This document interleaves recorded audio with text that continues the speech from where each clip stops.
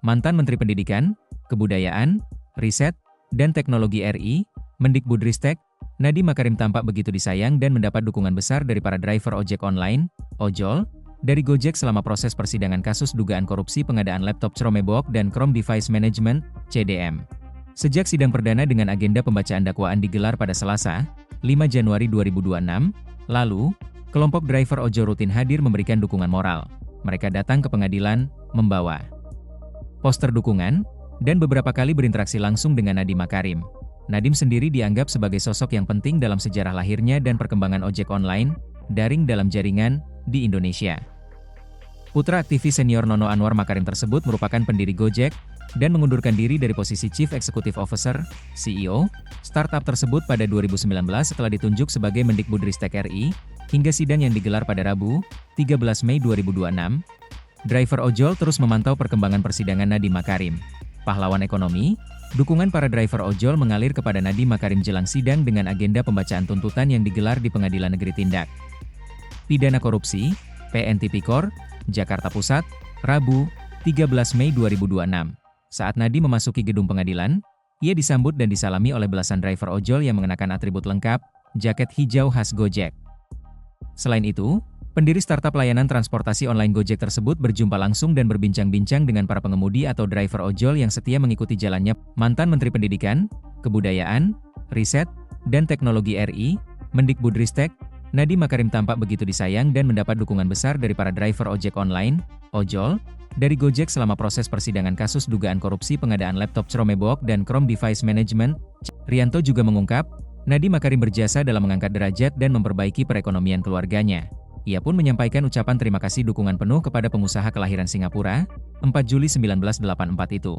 Sejak saya dari pangkalan ojek, di pangkalan itu saya utang rokok aja enggak dipercaya. Setelah Bapak angkat derajat saya ngutang rumah pun bisa sekarang, tegas Rianto.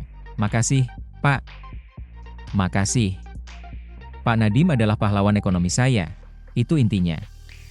Jadi, apapun yang terjadi, saya tetap mendukung pahlawan saya. Sementara itu, seorang driver ojol lainnya juga menambahkan bahwa Nadiem Makarim adalah sosok yang benar, meski saat ini tersandung kasus korupsi. Pokoknya benar bisa kalah, tapi benar tidak bisa salah, Pak, kata driver tersebut. Semangat ya Pak. Pasti ada jalan Tuhan. Mendengar sejumlah dukungan dari para driver ojol, Nadiem pun mengungkap bahwa dukungan tersebut membuatnya merasa lebih kuat dalam menghadapi jalannya kasus ini. Kemarin itu saya terasa banget kayak ada tangan kalian di pundak.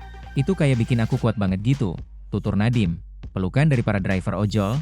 Dalam sidang pada Rabu kemarin, Jaksa Penuntut Umum, JPU, menuntut Nadiem Makarim dengan hukuman 18 tahun penjara dan hukuman denda 1 miliar rupiah subsidiar 190 hari kurungan penjara, serta uang pengganti 809 miliar rupiah dan 4,8 triliun rupiah subsidiar 9 tahun penjara.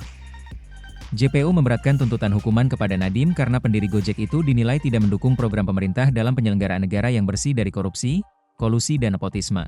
Seusai sidang tuntutan, Nadiem yang tampak mengenakan kemeja lengan panjang bermotif batik warna merah marun mendapat pelukan dari driver ojol.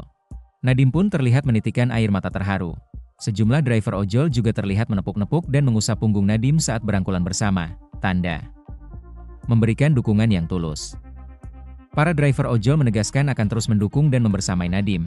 Mereka yakin dan mendoakan, Nadiem Makarim akan bebas, kita selalu bersama dimanapun, kita selalu bersama, kata seorang driver ojol, dikutip dari tayangan Kompas TV. Apapun yang terjadi, Pak Nadiem pahlawan saya, pahlawan ekonomi saya, tetap di hati. Nadiem pasti bebas. Pasti. Kami yakin, Pak, seru driver ojol lainnya, sabar, sabar, kami mendoakan terus. Semangat, Pak. Semangat, Pak. Tuntutan JPU sangat mengecewakan, lebih besar daripada tuntutan ke pembunuh dan teroris. Setelah menjalani sidang pada Rabu kemarin, Nadiem menilai tuntutan jaksa sangat mengecewakan dan tidak masuk akal. Menurut dia, tuntutan JPU yang berat malah menjadi balasan untuk kerja keras anak muda yang ingin memajukan negeri lewat teknologi. Pertama, ini adalah hari yang sangat-sangat mengecewakan, kata Nadiem, dikutip dari Breaking News Kompas TV. Mungkin tidak ada kata-kata yang bisa menjelaskan perasaan saya. Mulai dari keputusan kemarin, Saudara Iba mendapat keputusan vonis bersalah 4 tahun yang sangat tidak masuk akal. Dan hari ini kita melihat hasil daripada kerja keras orang-orang jujur, anak-anak muda yang ingin merubah pola-pola lama, yang ingin maju terhadap transparansi menggunakan teknologi. Nah, Ini adalah balasannya. Nadiem pun menyoroti besarnya tuntutan uang pengganti. Saya hari ini dituntut secara efektif dituntut 27 tahun. Rekor lebih besar dari berbagai kriminal-kriminal lainnya. 18/9-nya, dan plus 9 itu adalah uang pengganti dan uang pengganti itu adalah jauh di atas harta kekayaan yang saya punya, tutur Nadiem. Nadiem menegaskan, dalam kasus Cromebok ini, ia tidak melakukan kesalahan administrasi apapun. Tak ada juga uang hasil korupsi yang ia terima dalam perkara dugaan korupsi pengadaan Cromebok ini. Lantas, ia mempertanyakan, mengapa tuntutan hukuman yang ia terima justru jauh lebih besar daripada tuntutan hukuman untuk terdakwa kasus pembunuhan dan terorisme.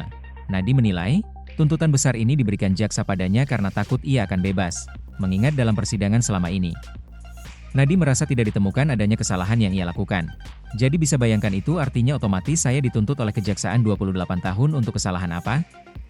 Tidak ada kesalahan administrasi apapun. Papar Nadiem, tidak ada unsur korupsi apapun dalam kasus saya dan seluruh masyarakat sudah mengetahui. Jadi, saya bingung kenapa tuntutan saya lebih besar daripada pembunuh? Penuntutan saya lebih besar daripada teroris. Nah, ini mungkin adalah karena di dalam alur persidangan ini sudah terang benderang bahwa saya tidak bersalah. Tetapi karena takut saya bebas, angka yang begitu tinggi dilemparkan kepada saya.